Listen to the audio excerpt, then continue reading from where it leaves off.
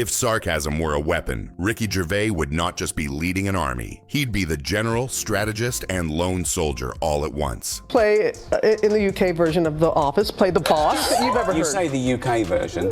Yeah. I call it the original. Germaphobe, I know. Are you not a hugger? No hugging, no touching, you're germaphobe? No, they said keep it quick, just go and sit down. No helmet, no armor, just a glass of wine in one hand, a mic in the other, and that trademark grin that says, this is going to sting a little. No, anything, it's just, no. Well, when you go on the Golden Globes, a lot of time you are politically incorrect and hilarious, of course. Thank you. And so, Thank you. So this is, well, yeah. Yeah, well, that's the thing about offence, isn't it? When people say they're offended, it's that just because you're offended, it doesn't mean you're right, you know? It's...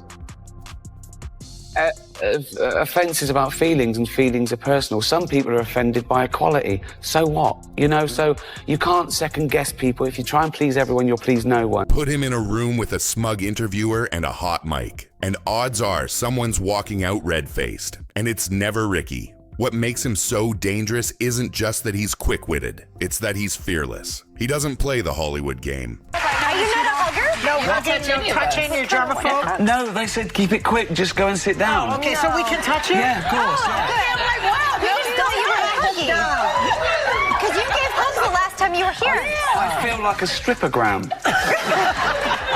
Who's got $1? He doesn't pretend to be polite just to keep things smooth. He calls it like it is. And he does it with such cool, unshakable confidence that even his harshest critics end up laughing, often at themselves. From award shows dripping in artificial charm to press junkets full of fake smiles and scripted flattery, Ricky stands out like a wolf in a room full of sheep. He's made a career out of turning tension into entertainment, flipping rude or shallow questions into comedy gold. And he does it without ever raising his voice or losing his temper. That's the genius of it. He doesn't need to be loud to dominate a conversation. He just leans back, lets the silence build, and delivers a line so dry it could dehydrate a cactus. It's like watching a master at work, carving through pretense with nothing but his wit. But here's what makes Ricky truly unique. He's not mean for the sake of being mean. He's not a bully. His humor punches up at arrogance, hypocrisy, fake virtue signaling. When he roasts someone, it's often because they've stepped onto a moral high horse and forgotten they're at an awards show, not a spiritual retreat. Ricky pops that balloon with surgical precision and reminds everyone in the room that humility is still a thing, even if your dress costs more than most people's yearly salary. And despite being a so-called provocateur, Ricky has an uncanny ability to remain likable. Why? Because he owns who he is. There's no facade, no pretentious persona. What you see is what you get. A middle-aged man who loves animals, good cheese, and telling the truth with a laugh. That honesty, paired with his refusal to pander, is exactly why audiences love him, and networks keep calling him back, even when they know he's going to make half the room squirm. He's become a cultural pressure valve. In a world where everyone's walking on eggshells, Ricky Gervais strolls through barefoot, unfazed. While others worry about being canceled, he reminds us that context, tone, and intent still matter. That humor can be intelligent even when it's savage. That sometimes the most polite thing you can do is be brutally honest. So when a condescending journalist or self-important host throws a curveball, Ricky doesn't just catch it. He turns it into a punchline, effortlessly. It's not about humiliation. It's about showing that you don't need to play nice with nonsense. You just need to be smarter than it. And Ricky always is. There was this one time a journalist tried to put him on the defensive with a simple but loaded question. Don't you think you're too offensive for today's world? Ricky didn't flinch. He grinned and said, You're telling me how you feel. What I want to say why. And I'll explain to them. I'm willing to explain to them why the joke isn't offensive. I'm not one of the people that think, I'm going to say what I want, I'm going to be as offensive and then go fuck you as a joke. I'm willing to explain why it's not offensive. That often offence comes when people mistake the subject of a joke with the actual target. And they're not necessarily the same, particularly if you deal in taboo subjects, which I do, because I want to go there, because I want to take the audience by the hand and take them through a scary forest. Do you know what I mean? I like the discomfort of expressing and talking about really uncomfortable things, because that's what most people worry about.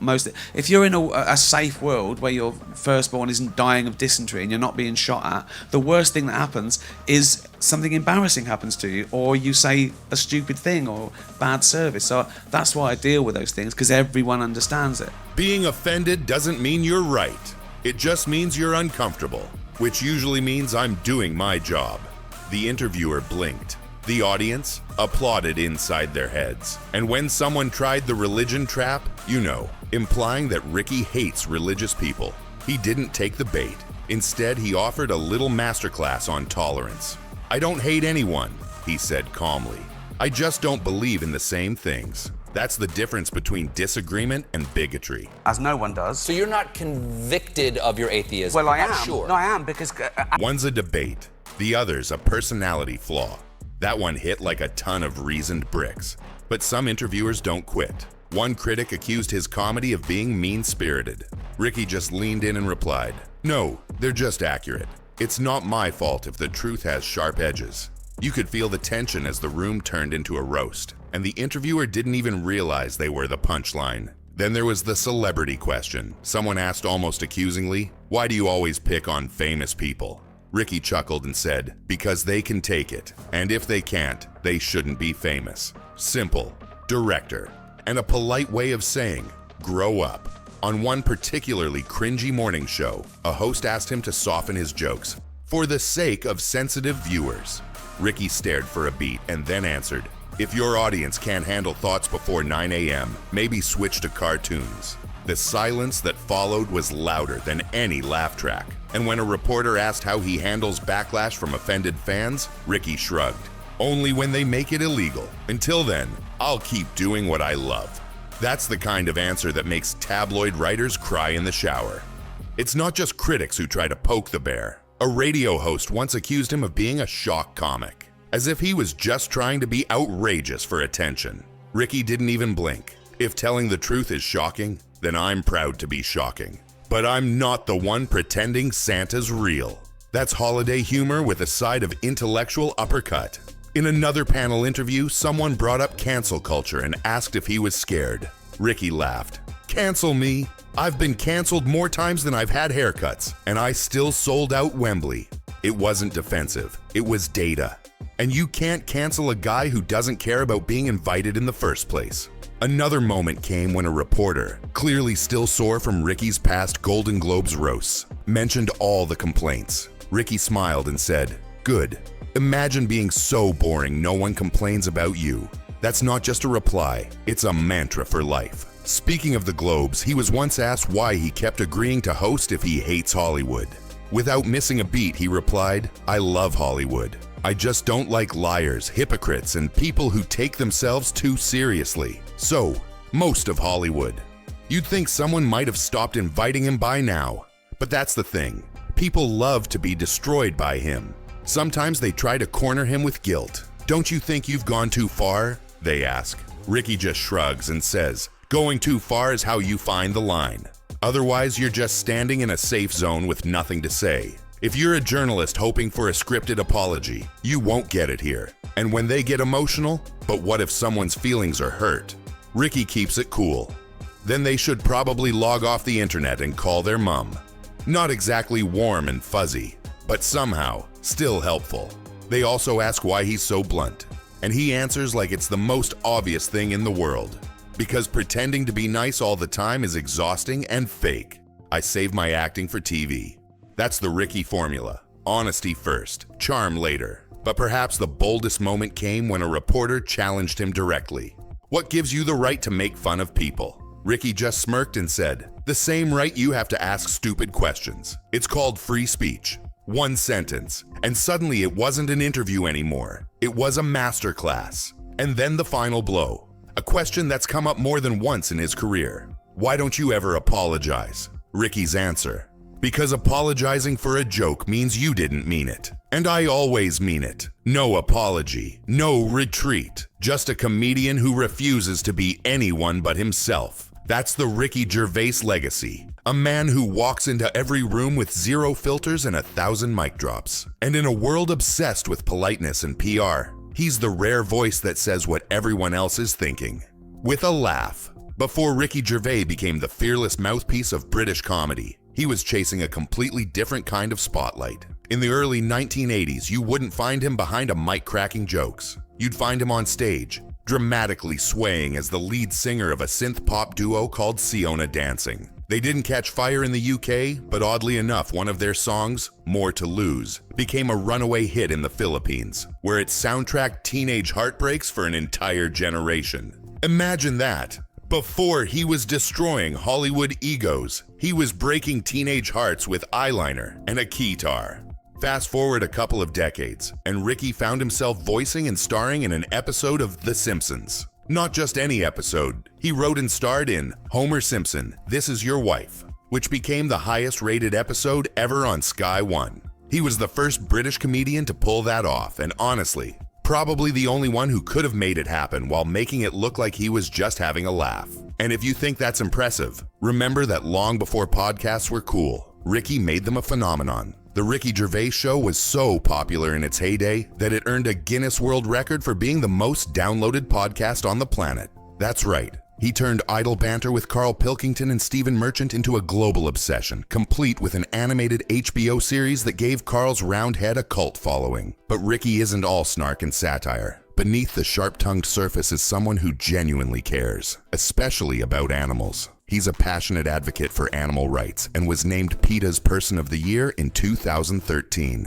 He's spoken out against trophy hunting, animal testing, and has donated large sums to wildlife charities. It's a surprising and heartwarming contrast to the Ricky we see roasting celebrities into a state of quiet reflection. Speaking of celebrities, Ricky's resume includes something very few people can claim. He's hosted the Golden Globe Awards 5 times. By 2020, he held the record for most appearances as host, and every time he left the Hollywood elite nervously clutching their champagne. Some praised him for saying what others wouldn't. Others, well, they probably double-checked he wasn't hosting before buying a ticket. And if you ever doubted his commitment to a good cause, he once laced up the gloves for a charity boxing match. Back in 2002, he trained for weeks and actually won the match, donating the prize money to help cancer patients through comic relief. It's hard to imagine Ricky Gervais in a boxing ring, unless the opponent was a celebrity with a fragile ego. But he did it, and he won. Even his fictional alter ego, David Brent from The Office, wasn't immune to a second act. In 2016, Ricky brought Brent back. Not to sell paper, but to chase his musical dreams. He released an album, Life on the Road, under the fictional band name Foregone Conclusion. Somehow, it was both hilarious and weirdly catchy. The cringe never sounded so good. Now, if you ask him what he enjoys most off camera, you might expect some exotic, elite taste. But no, Ricky's a simple man. He loves cheese, especially mature cheddar. And when it comes to oysters, don't bother offering him any. He once described them quite poetically as a saucer of snot. That's a food review you won't forget. And yes, Ricky Gervais lives in a £14.5 million mansion in London. But if you were hoping for gold-plated luxury and velvet curtains, think again. His home is so starkly minimalist. Everything white, neat, almost clinical, that fans have compared it to a hospital. Of course, leave it to Ricky to live in a house that could double as a psychological experiment in self-control. Even in the world of gaming, he's left a footprint. In Grand Theft Auto 4, Ricky appears as himself, performing stand-up routines in a virtual comedy club called Split Sides. It was meta before meta was trendy. An animated Gervais, roasting digital avatars. Honestly, it felt right. From 1980s pop star in obscurity, to comedy overlord, to podcast pioneer and animal crusader, Ricky Gervais isn't just the guy who roasts Hollywood. He's the man who outsmarted it, laughed at it, and somehow got invited back again and again. He might look like he's just winging it, but behind every jab, joke, and raised eyebrow is a man who knew exactly what he was doing all along.